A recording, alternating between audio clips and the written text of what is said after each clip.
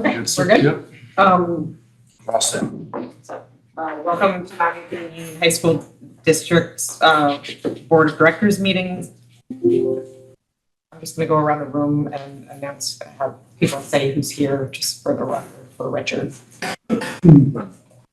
Yes, oh, I'm sorry, and we're also amending the agenda after public comments. I will be moving the high school report up under before finance.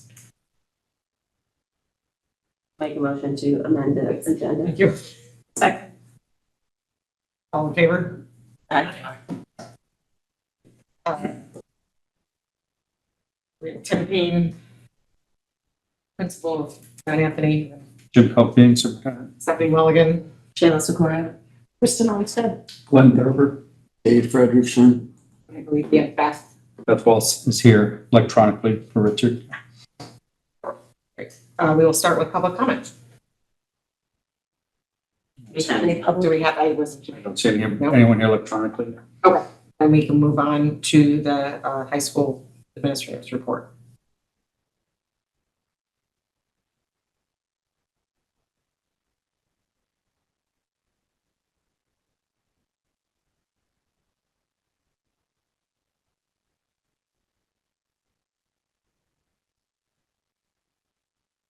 Do a quick.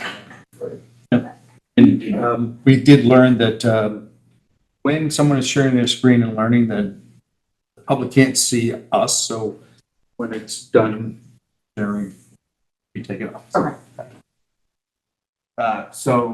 Good evening, everybody. We're going to take a little trip to the past. When I first became an administrator in the MAU about 12 years ago, I had a high school partner, a high school principal at the time, who in the fall would come and present information about how MAU was doing on advanced placement courses and college placement and where kids were going to school.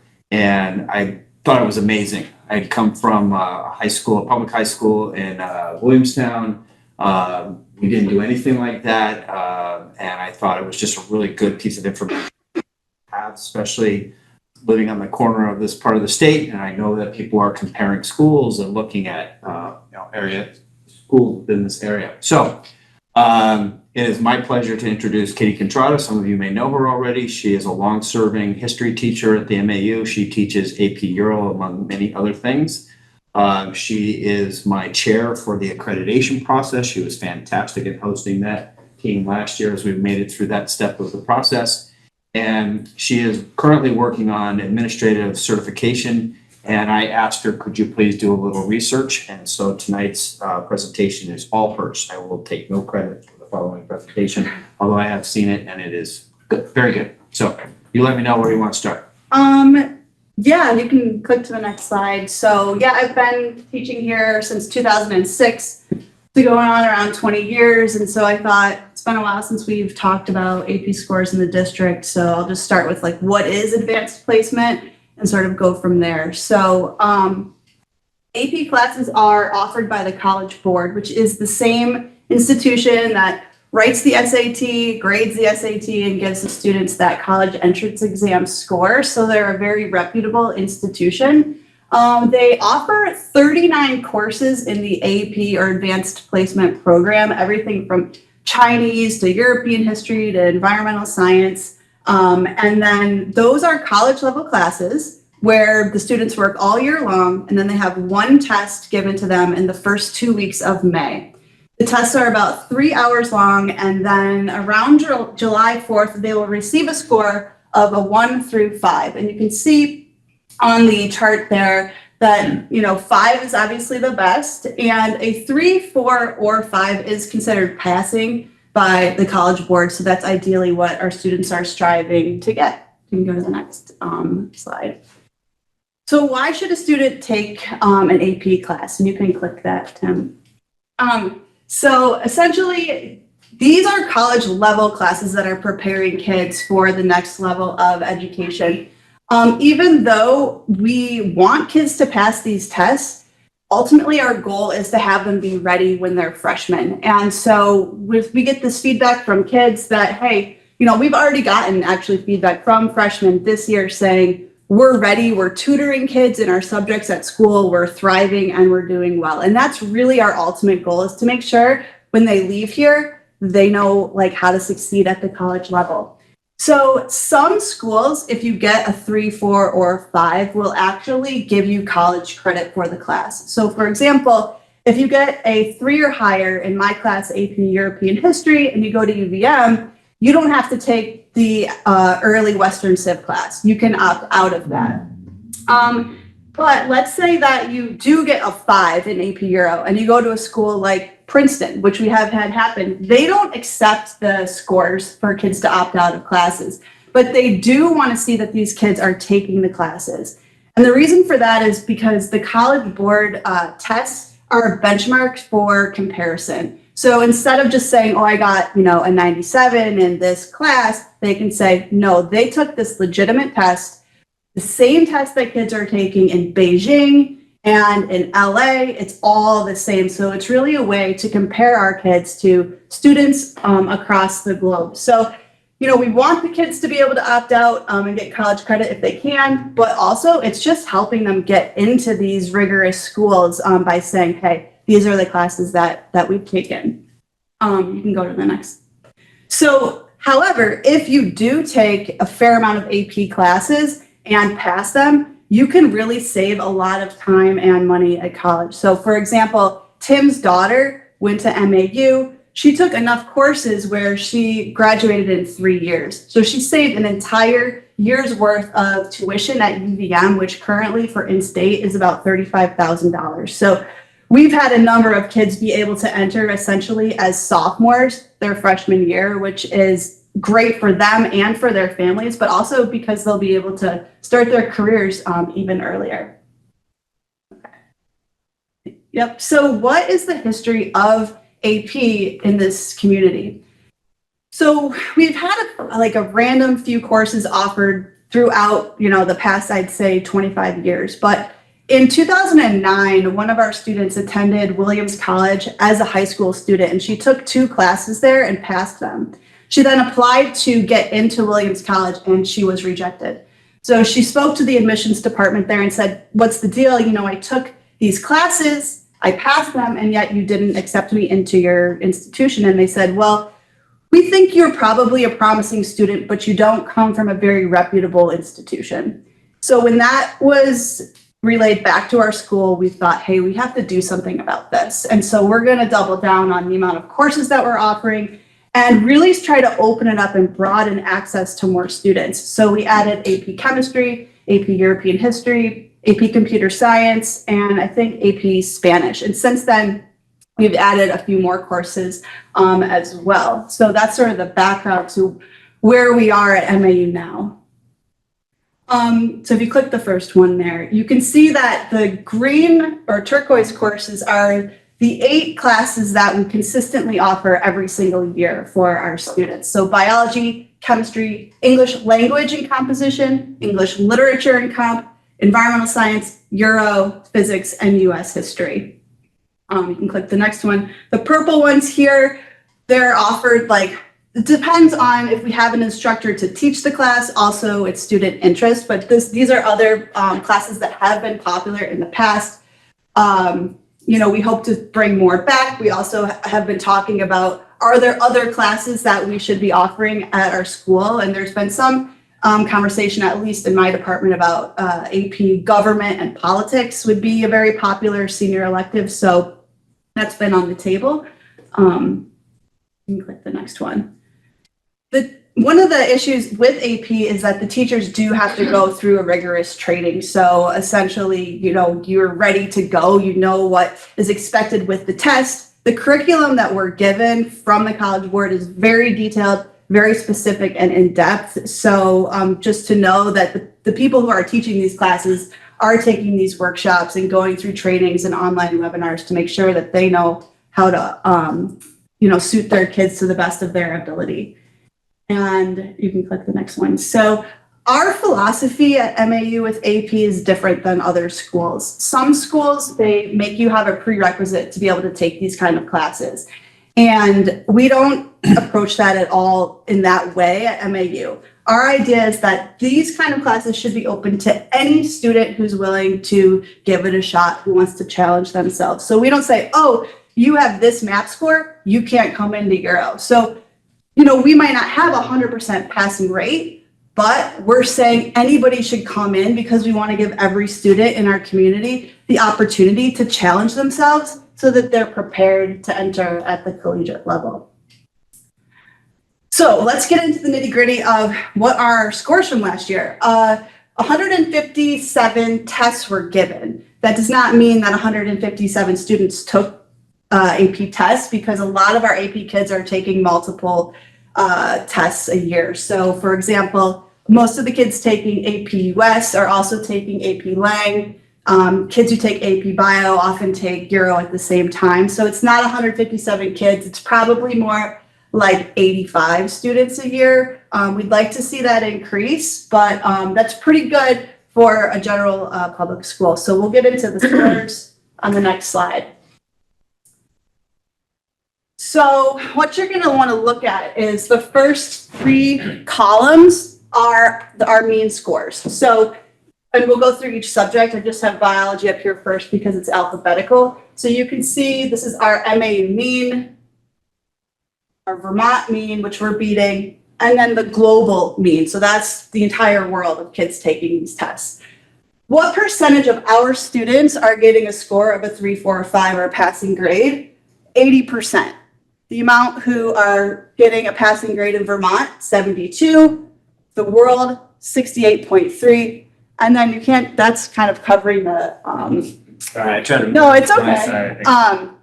But how many kids took the test? So 15 of our students took the AP Biology test out of 450 in the state of Vermont. And then that last number is how many students worldwide took the AP test. So we could just take a minute and look at the next.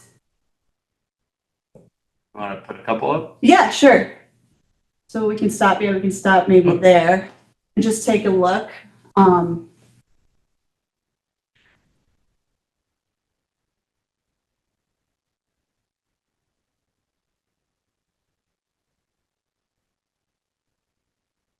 One of the things I'd point out too is that we are beating the state average and the world average at pretty much everything. Also noting that this class, English Language and Composition, had 600,000 people take it worldwide. This is probably the most heavily taken AP test that I could find out of all 39. That's probably the most popular one. That's mostly 11th graders, correct? Yeah, 11th grade is English Language and 12th grade is English Literature. So we can add a few more if you want.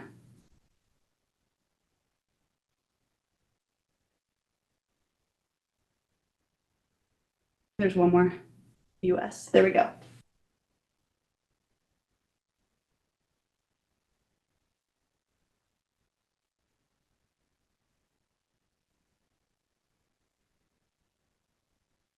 So I actually went back and I took the data from 2018 and I did this for every year that we've taken the tests. And it's pretty unbelievable that the data shows that our mean beats the Vermont and global mean in almost every single subject, every single year. And it's the same with our percentages of kids passing. So we're basically blowing it out of the water. And for an example like Euro, I'll just use that because it's my class. I'm basically competing against myself because if I have 40 students taking the test and only 88 kids are taking it in the state, I'm kind of like fighting myself with the mean. But at the same time, when you look at how are we doing globally compared to those students, it's pretty incredible. And so I think we hear a lot about issues in our school and the safety and all this and that. This is something going back with data from 2018 we can hang our hat on and say, we have a group of students and teachers that are working really hard, that are doing awesome, and they're getting into the best schools. And I could send you this data with these spreadsheets to show you almost every single year, every single class beats the state and beats the world. And I think that is definitely something to be proud of. So I came here with good news to just say, hey, despite whatever you hear, there's been good things going on, even through COVID. We took the test in that COVID year and the kids passed. So you can go to the next slide. So just this is last, just what is the impact we see at our school because of the AP program? And honestly, the kids who take these classes, it's a grind, it's grueling, it's a lot of work, but they take pride in that and they have fun with the classes. And at the end of the day, they're proud MAU graduates because they've worked really hard and they know that they've passed the test, the same test that the kids who are going to elite private schools are passing. We're getting 5s too. And they're proud of Mount Anthony and proud to say that they graduated from here. It also just, sets the tone that we do have a high bar of expectations. And it's there for anybody who wants it. We're not saying no to anybody. The door's open. Come on in, take the challenge, and we'll work with you. We'll stay after school. A lot of us are there, hours after school, helping kids, making sure that they understand what they need to know. Yes, for the test, but also for being successful at that next level. And then we are accepted at all of the top colleges now. So that conversation that was had in 2009, we remedied that situation. Tim, if you want to click that link, right? Oh, yep. Click the guide. So, oh boy. So essentially we put together a spreadsheet of all the colleges that our kids got accepted to last year. And I just wanted to briefly take a look at that. I don't know if I can share it with you or not, but.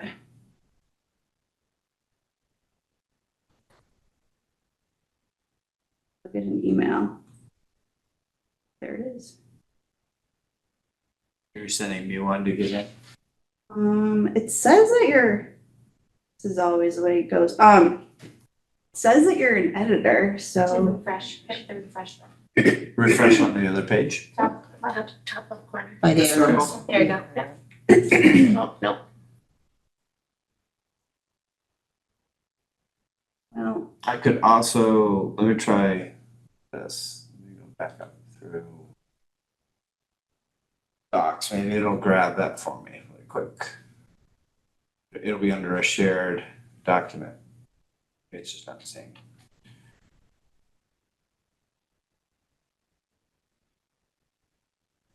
This is making me feel better. but I mean, I will say, through COVID and everything, those kids were working. I mean, they took the test the year that school shut down. I mean, they passed and we weren't even we were maybe, 3/4 of the way through our curriculum and they took those books home and they passed those tests. And then when we picked back up and we weren't even in school, saw them 2 times a week on the computer. So it's a testament to our kids and their families' commitment as well, as much as just, our teachers too. It is not letting me in. Okay, well, Sorry. just it's okay. But I will say that, it's a long list and we can share it with you guys at some point. But on that list is, Middlebury, UVM, Clarkson, Georgetown, Harvard, Villanova, Williams,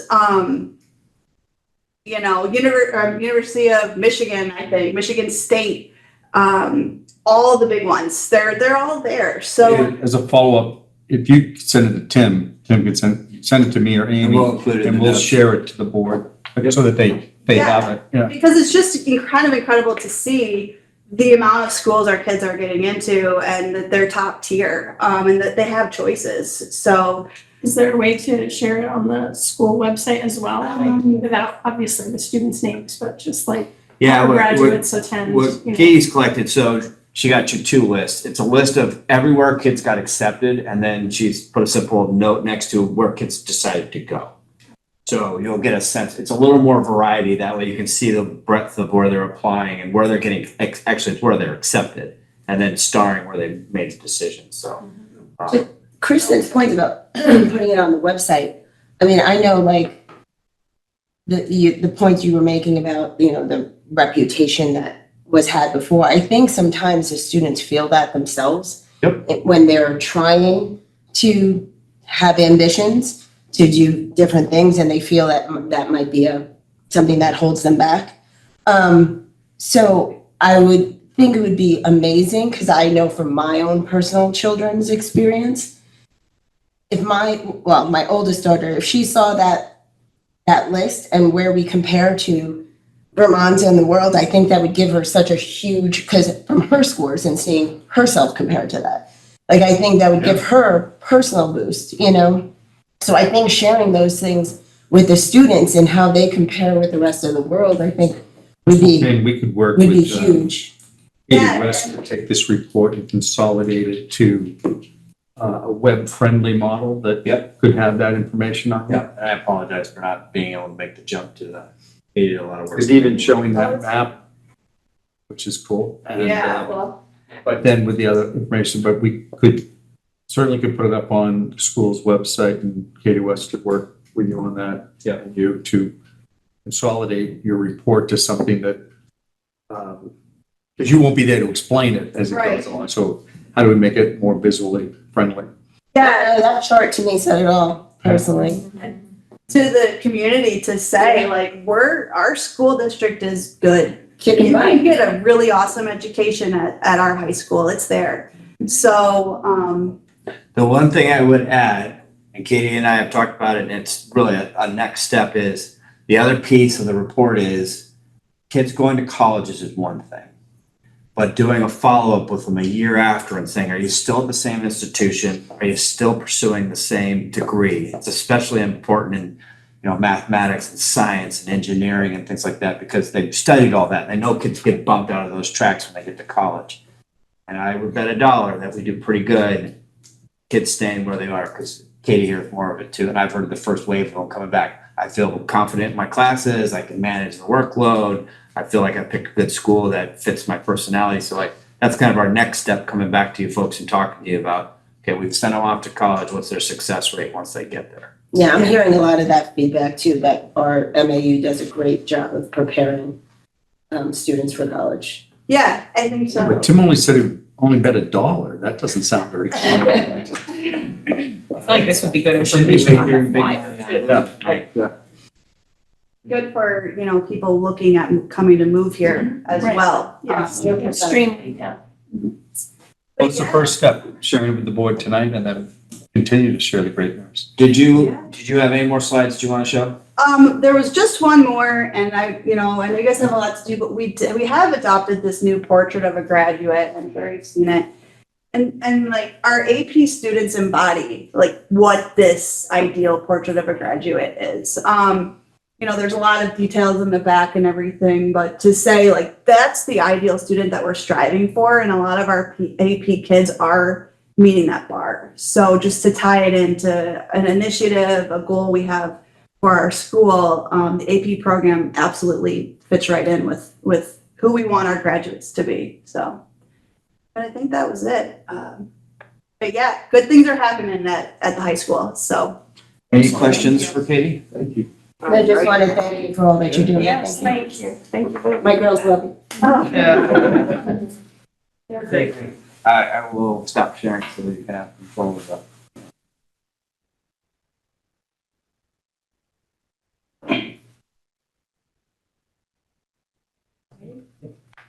Thank you. Thank you.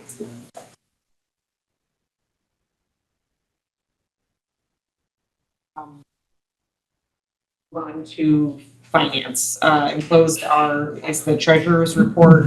It's said it to be posted on the agenda, but it is in the Dropbox. And can I have a motion to accept the report? Need a second? Second. All in favor? Okay, we'll move on to the consent agenda. We have minutes, warrants, retirements, leave of absence, resignations, and nominations. Can I have a motion to accept them or to deal with them as a group?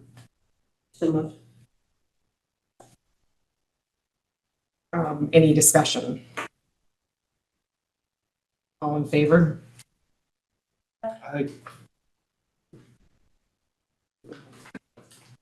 Good evening. This evening, we're going to have the opportunity to listen to a presentation that will share updated social, emotional, and behavior-related community data linked to the district's new continuous improvement plan goals that are in effect from 2024 through 2027. And they are in alignment with the SVSU Policy 6000. The minutes from this presentation will be shared publicly on our website after this meeting to ensure that the board and the public have an opportunity to together learn about the process, tools, and data result format, and to avoid any misconceptions as to a common understanding is created. At the conclusion of the presentation, questions can be directed to me or to the board chair. And if there are further questions that arise after the meeting, please direct them to me or the board chair so that we can plan for next steps. So at this time, I'm going to introduce the SVSU Director of Student Support Services, Dr. Kate Abbott, and the SVSU Assistant Superintendent, Laura Boudreau. Thank you so much. So this is year 4, except we're not in ESSER or recovery anymore. So this is the first year we're not under that particular umbrella, but it makes sense to continue. Last month, you had a presentation on academics. So this month is all around social, emotional, and behavior learning. And we're providing, this is still where you saw both principals have independent parts of the presentation. This is still one presentation that we're doing all together. It's very similar across the district. I think Glenn, this is your third one.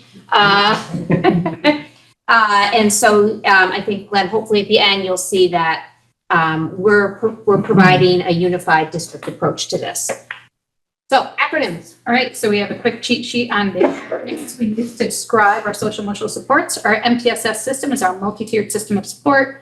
CIP is continuous improvement plan. SSRSIE is our student risk screening scale. We offer 3 times a year to teachers, and they screen students based on internalizing and externalizing behaviors.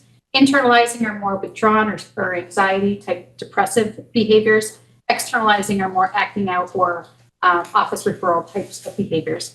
And then twice a year, we do the treatment integrity social validity survey with staff, and they get to rate how well we are implementing our MTSS supports. So remember, this is year 1 of our plan for the next 3 years. And so the goal for Mount Anthony Union High School, which you can see in front of you, and the goal for the middle school are very similar to the district goal with some minor tweaks based on their data. So the high school is looking to have by 2027 a high fidelity rate of 80% or higher of universal implementation when staff fill out the survey in 2027. So that means that 80% of the staff are going to feel really confident, yeah, we're really implementing this system with fidelity.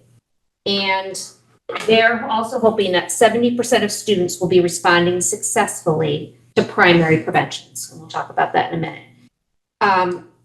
So what actually happened at the end of 23-24, so we're on the road. 50% of the staff feel like that the school is implementing universal implementation efforts. So we're on the road. We're headed towards that 80%. And then 51% of students are currently responding successfully to primary prevention efforts. When you go down to the middle school, again, all of our schools have very similar goals. So you can see that the middle school is also shooting for that same target. And right now, the middle school actually is already at 79%. The middle school staff is reporting at 79%, which is exciting. And a little spoiler alert, the state allows us to change our goals. So at the end of this year, if the middle school feels like they need to change that 80% to a higher percentage, that's something that we can support them in doing. And 50% of students at the middle school are responding successfully to primary prevention efforts. Strategies at the bottom are across the district. We are all working to implement our multi-tiered systems of support. Every school has a multi-tiered system, and this is the year we're really focusing on data to monitor our system. We are constantly reviewing instructional and intervention strategies. to support behavior.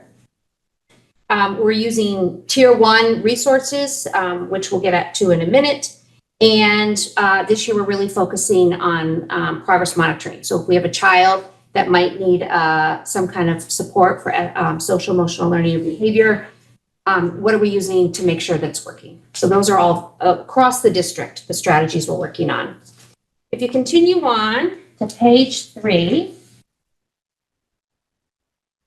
every year as the homeless liaison, I report out to you where we're at this moment in time. So again, this is the 4th year I've reported to you, and you can see at this point in time between August and September, I've done 52 intakes for pre-K through elementary and 24 at the secondary level. At the secondary level, most of that 24 are unaccompanied youth, which means that they're choosing to, or for some reason they are on their own. I also want to point out this really important note from the Agency of Education that as Act 113 is in place, the number of rooms available through the voucher program has been capped. And so I think the big thing that I really want you to is the last sentence, that current projections show that 291 households, which include 161 children, will exhaust their 80 nights, which is what you get in a calendar year, by September 19th. And so we are feeling the impact of that. We are supporting families that are really struggling finding places to live. So I think it's just important as a board that we recognize, as we get into our staffing patterns for this, that we have staff especially at the high school level and the middle school level that are supporting families, and in particular some individual children. So then we want to take a moment just to quickly touch upon just changes. You'll notice that if you're sitting here in the meeting, so now we're looking at page 4. These are tier 1 strategies, and we only want to highlight what's. You can take a look on your slide there. The bright yellow are the changes. So we had, after COVID, we had ESSER for funding, which was grant funded, and we've had to maintain those supports and services. We've had to use local funding to maintain those supports. So tier 1 is something that every student receives. And you can see we have second step in the middle school for social emotional, zones of regulation, and restorative practices through Project Aware, which is a new grant we have for 4 more years. It's a 5-year grant to prevent suicide. And then high school, we have School Connect, zones of regulation. Those are locally funded. And then Project Aware is allowing us to expand our restorative practices. And these are all also, we want to highlight, these are things to think about as you move into budget season, like where we're now finding funding sources. The next piece, if you look at page 5, is all around the professional learning. And this is, again, nothing has changed. We're continuing with the professional learning that we've been providing. We're just continuing to train staff. What has changed is the funding sources. Again, you can see Project Aware and local funding. And here we're also able to use title funding. Title IV is this lovely pocket of money that can support safe and healthy schools, well-rounded education, and technology. And then, as we have in the past, if you continue to move through, we're sharing with you on page 6 and 7 the staffing pattern for the middle school and the high school in relationship to social emotional learning and behavior. I want to thank, as we move forward, Nick Galt, we've been spending up to, again, is similar to last week, about noon today, trying to make sure that we got this right so you have the most accurate information. What I'd really like you to do right now, though, is to move right on to page 8, because the request of the SVSU board was to look at the staffing pattern in a different way. That myself. So the request was for a chart. Could we put the same information in a chart so you could look at it a different way? So again, this gives you an overview of the staffing patterns for social emotional learning and behavior in both buildings and the funding sources for a piece. And then the other request from the SVSU board was position descriptions. So what you have, what our Director of Human Resources, Nick Galt, was able to do is pull all the job descriptions. And then we pulled off a couple of sentences so you could take a deeper dive into what these roles do. And we're going to highlight one of them. So since we have had children returning from their time away from school during COVID, we've had to increase our capacity for managing social emotional needs and behavioral needs. And so our contract has changed to add a registered behavior technician position. And this is a nationally certified position that has expertise in working directly with children with challenging behaviors to implement behavioral strategies in all classrooms and across the school. So that's new and new terminology that we've had to add since 2020. So to just, again, highlight our goal tonight was to be able to provide you with an overview of the social, emotional, and behavior work happening across our district, and this honed in a little bit on the MAU district, and our goal tonight was to give you some things to think about as we move into budget season. Are there any questions that we can answer? Feel free to email them if you don't have them tonight, but you think of something after you process this information. And as I said, this will be going up on our website, so we'll be able to view it. Thank you. Also on the superintendent's report, this Superintendent Barbara, are you doing your title up? I did that at the SBSU meeting, so we're all So set. you don't have to do it yet? Nope. All right, so it shouldn't have been on this agenda. Okay, thank you. It's things for me. At a previous meeting, I was asked about reaching out to find how we could do a board workshop for roles and responsibilities of board members. So I went down two different avenues. One, I contacted our attorney, Dina Atwood, who would be willing to come and do that presentation. She's done it for others. But after discussing with the board chair, I also pursued it with the Vermont School Board Association. It's a 2-hour workshop that they prefer that we do not do it at a board meeting. So there's nothing else on the agenda because there's also interactions going, breakout sessions and things like that. The first available date is December 4th. It's a Wednesday. There are no other board meetings that night. That's the first Wednesday of the month. They're also available December 5th, but there is a meeting that night that some of you might be attending. I think that's your community data night is the 5th. So otherwise it would be January and they're wide open for January dates, but because of the conference and holidays, it's in November is pretty much out. So I don't know if the board would like me to pursue with locking up that date of December 4th for roles and responsibility workshop with the Vermont School Board Association. And is that different than what we're doing tomorrow? Or is that not? What? There was something we had to respond back to Amy for tomorrow or next week. What's that? That is the joint conference of the Vermont Superintendent's Association and Vermont School Board Association. Yeah, so totally different. So- This is- yeah. We just said workshop, so it sounded very familiar. And that's not 2 hours. Can I ask, is this different than the webinar that they offer virtually on a basis the- for new board the- members? Yes, it is, or at least that's what they tell me. I haven't done this workshop I think this board did this workshop maybe 8 years ago or longer. We did one when I was on the elementary board when I first started. And it was the same thing, breakout sessions, roles, responsibilities. That was a long time ago. So what the desire of the board is.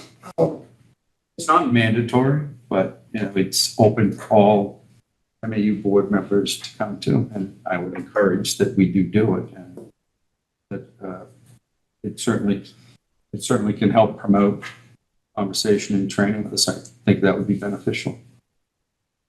I would support the December 4th. Don't have my calendar in front of me. All right, so I will confirm with them that we'll take that date of December 4th. Shoot for the same time, like 5:30, and then encourage us to have food available and make it more of a training session, not a board meeting. But it's a public session. Is it still a public? That I don't. Okay, so Yeah. we'll just. Yeah, because you're not gonna be taking any action or votes, so I don't know. Okay. Yeah, I will, we may have to warn it as a meeting, I don't know, because you're all gonna be present. Okay. All right. Thank Yeah. There also, I will send out, I think, Beth mentioned it, there are online on the VSBA website, new board member academy, session 1 and 2, which, I also recommend. If you are not, you're all members of the Vermont School Board Association, but if you've never gone into their website, the first time you go on, you have to like go to the drop-down menu in the left corner and ask for permission to join, and you set what you want your password to be, and then a day or two later, you'll get it back that here's your entry. So there's all kinds of online workshops, including, it would be a good warm-up to what we're going to do December 4th, and I can get that information out to you as we get closer to that. The Agency of Education came, remember I think I told you, the Secretary of Education came in September and met with administrators and teachers in the district, and part of their listening tour, the Secretary of Education's listening tour. So the Agency of Education is going to be at Mount Anthony High School next Wednesday night. It really has nothing to do with Mount Anthony High School other than they are hosting this event. And it's called a Listen and Learn Public Engagement. And it's from 5:30 to 8 o'clock. And it's also the same night as the SU meeting. So, but we didn't pick this day or time. We're just providing the location. So, that will be, Katie West received that information today. She will be posting that information up on our website, but I wanted board members to be aware that you may want to attend. I think they'll be sharing I really don't know what everything's on the agenda, but sharing the data that they first shared with us of how our school districts are doing. And under the new Secretary of Education, Sandra, this is what she's out doing, listening to her and getting feedback from communities on how we can move forward with education in Vermont. And keeping with the, I just want to remind you, you may already know this, but so tomorrow night, our Director of Finance, Renee Gordon, will be hosting at 5 o'clock here, 5 to 6, for board members, a budget workshop on how budgets work. If you can't make this Thursday, it's Tuesday of next week, the 22nd, again, 5 to 6. Board members, you don't need to come to both. It's not a 1-2-parter. It's the same presentation on both dates. We just decided to do it on 2 different days, but to try to accommodate as many people's schedule. If you're new to the boards, I strongly suggest that you come so you understand the complications of the budget building process.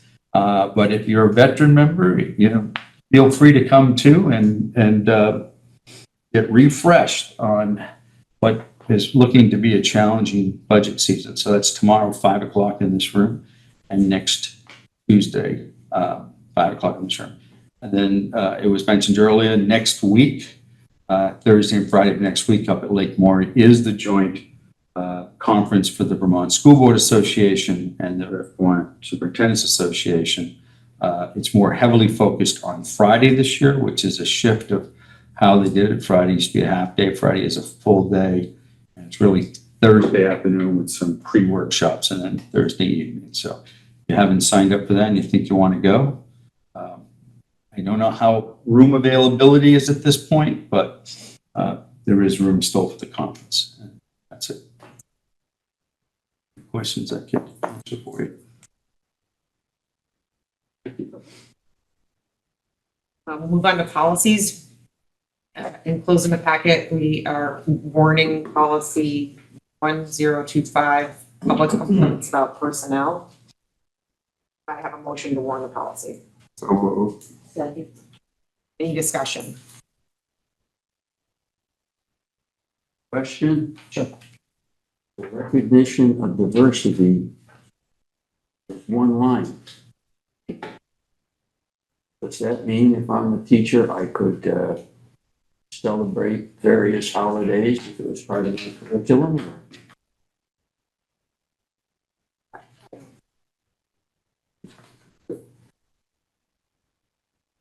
You want,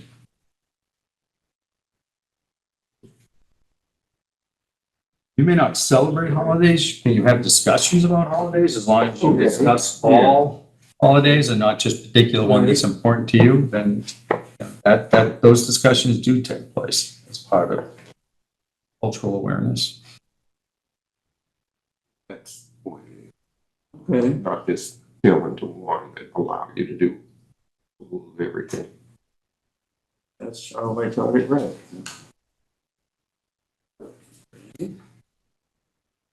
okay, I just want to clarify. So we have a motion on the table to warn the public complaints about personnel item first. So I think that was the question about the holiday observance.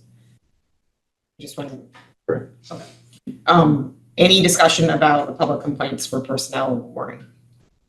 All in favor of warning this policy as presented?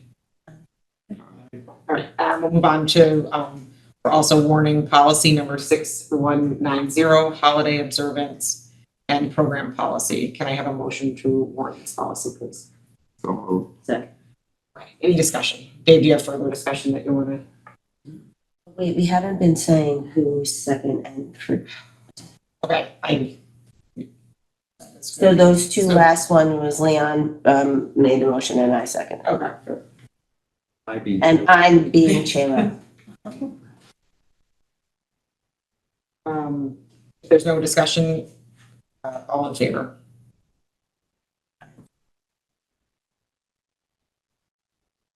Any committee reports last month?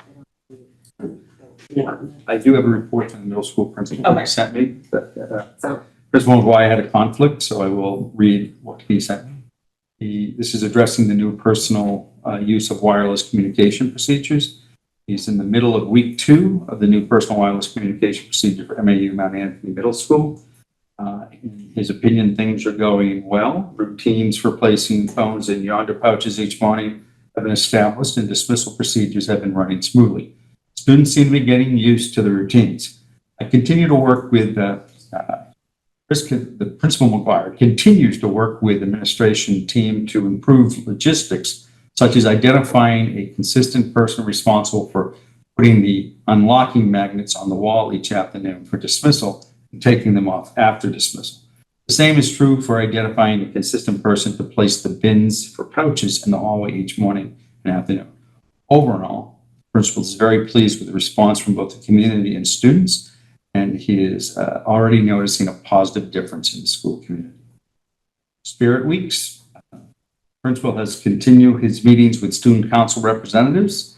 He met with the 8th grade student council representatives last week. They have organized a Spirit Week during the week of October 22nd. Each day, students are encouraged to dress a specific way to show school spirit and community. He's excited for all the smiles that this will bring into the building. Mix It Up Day. Today, school counselors organized our annual Mix It Up Day event for students. During each lunch block, students are encouraged to eat with students they don't usually sit with. There are various conversation starters placed at each table in the cafeteria. The purpose of the activity is to encourage students to spend some time with someone who is different from themselves or whom they don't typically sit with at lunch. This activity encourages acceptance, tolerance, and making new friends. Finally, clubs and activities.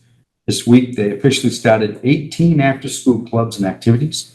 Next week will be the beginning of 7 new after-school programs under the 21st Century Grant. Principal is proud to highlight all of the offerings that they have for middle school students, and he plans to provide a more detailed update next month on the different clubs, activities, and programs that the middle school offers. Principal Boyle. Are there any questions you want Superintendent to relay to? Okay. I do not have anything for chair's report this evening, so can I have a motion to adjourn? Okay. Shayla. Well,